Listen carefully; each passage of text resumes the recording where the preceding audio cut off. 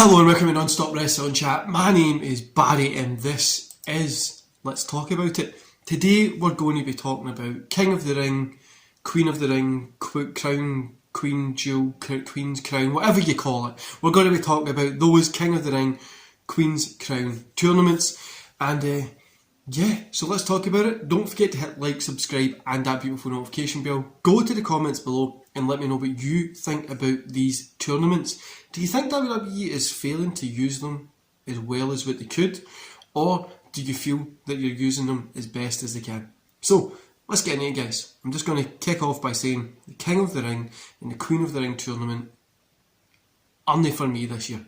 It's a letdown, let's be honest here. It's not a fun tournament. They've dropped the ball massively on this point. I really think there's a lot that they could have done better, and especially with the Queen's Crown tournament, there's a lot that they could have done there. They could have set up for the next star, the next person to come in that position and really become the next main eventer.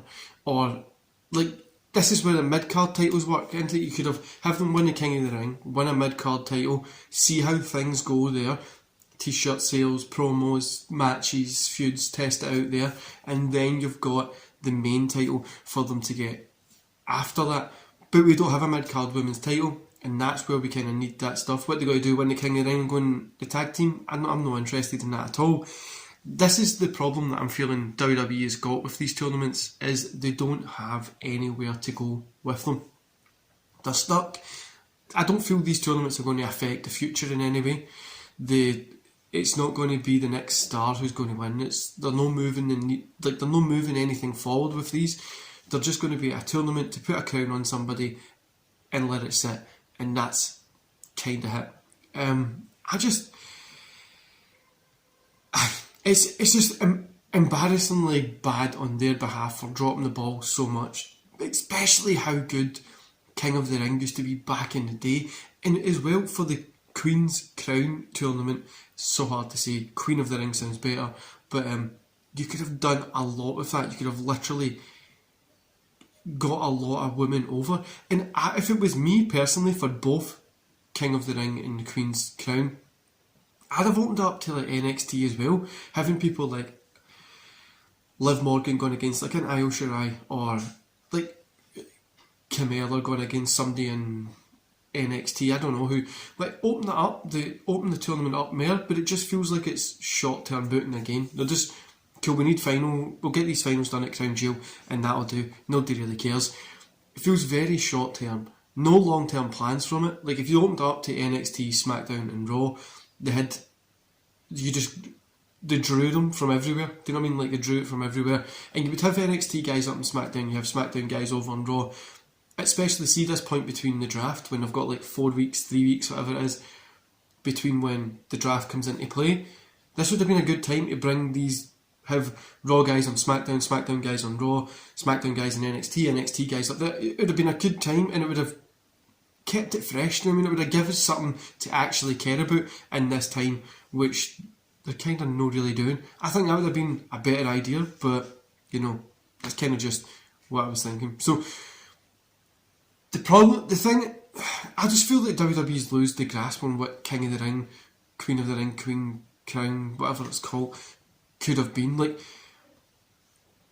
I remember watching King of the Ring 99. Not the best King of the Ring, but I remember Mr. Ass winning, and I just remember him thinking that he's going to be he's going to have Intercontinental run, he'll be the WWE champion, who's going to beat him? He's just went through all these guys, and all these matches that he's won, that he's put him over, and then you look back and you think about moments like Bret Hart, Bret winning, Owen winning, Austin winning, Triple H, Brock Lesnar. It was the next big guy was going to get it. Bret Hart was the 91 and 93, I think it was. But let me read through the list of winners, right?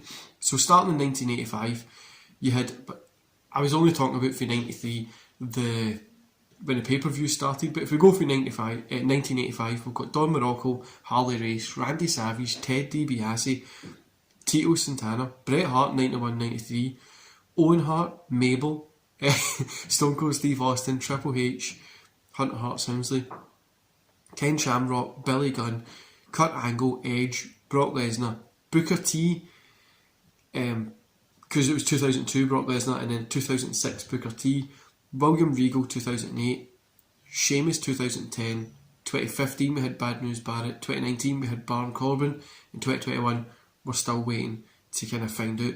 I feel Booker T's King gimmick, I wasn't for it at all, didn't really enjoy it, but it did get over a little bit. I was cool seeing Booker T with a different gimmick. I didn't like it, but I thought it was cool, it was there. But after that, I don't think it really mattered. Regal getting the win in 2008, I don't know, it was against CM Punk as well, so I don't even know if it was like it would have been. Booker T got the win against Bobby Lashley. Imagine Bobby Lashley having the crown on and doing the King gimmick. But the list there is really good wrestlers, right up to probably, they're all good wrestlers, but if you think from that 93 period to 2002, it was the next big guys that was, obviously Bret Hart was big at that time already, but it was the next guys that are really going to make it. Mabel is an exception there, Billy Gunn as well, but you've got like Ken Shamrock and all that winning, and it really meant like something. It was just a really cool show to see. So this is something that I don't think the King of the Ring has mattered, because WWE doesn't give you a reason for it to matter, and it's the same with the Queen's Crown tournament. Queen of the Ring, we're just going to call it. If it was me, like I says, I would have done it with a wider group, NXT and stuff included, especially within this period of like waiting for the draft to happen. I think that would have made more sense, especially if you did see people like Sami Zayn, Kevin Owens and all that kind of stuff in there with the NXT guys, Tommaso Ciampa and all that kind of stuff. You could have had Adam Cole and stuff in there, but obviously that's changed now. One thing that I would do especially is change this tournament to be later in the year. So King of the Ring, it was normally like a summer pay-per-view, isn't it? It was normally like June, July, you had a couple of October, Septembers, mostly Junes.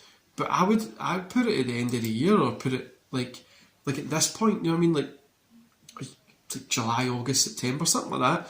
And use it as like the person who gets the win there, they go on to face the Intercontinental Champion, or they go on to face, face for the world title, depending on what they want to challenge for, or some, I don't know, come up with something, and then put Money in the Bank back at WrestleMania. So we get 2 Money in the Bank matches at WrestleMania. If they're going to stick with night 1, night 2, they've got women's, men's Money in the Bank match there, which would be good. I think that would make more sense. I mean, then you've got something there to look forward to. Have a gimmick pay-per-view, Crown Jewel, to have the winner, which is, it makes sense for the name because you've got the Queens and the Kings in there. But I just think it would just be really, there's a lot more they could do. There's definitely so much more they could do, and this is a problem with WWE as a whole, and in a way it's a problem with wrestling as a whole. They don't give you anything to really give a shit about. Do you mean, like, there's nothing really, for WWE especially, there's nothing really to care about, and I think it's been like that for a little bit of time, and this is how AEW's been managed to sneak into that position, because they make you care a little bit more, but not as much as what they could have. I just think, I don't know, I just think that this year has just been, the King and Queen stuff this year just isn't for me. I just don't enjoy it. I don't think it's too good. I don't think the bracket for the people to be in it have been that great. Especially the women wrestlers have got in WWE. See, imagine if they gave if you win the King of the Ring or the Queen of the Ring tournaments, you go to the main roster if you're in NXT.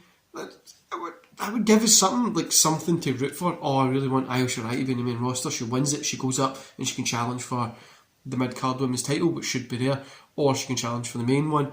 But at least then we've got something. But that's just my opinion, guys. Let me know in the comments below what you thought about it, and what would you like me to do on these Let's Talk About It next week. Give me any ideas. I've got a few planned out, but they're for later in the year. I've got like the end of October and stuff planned out, but you tell me what you would like me to do. I've got next week free, so the best comment below, I'll do a Let's Talk About It either next week or the week after. Anyway guys, enjoy the rest of the day, and I'll see you here tomorrow.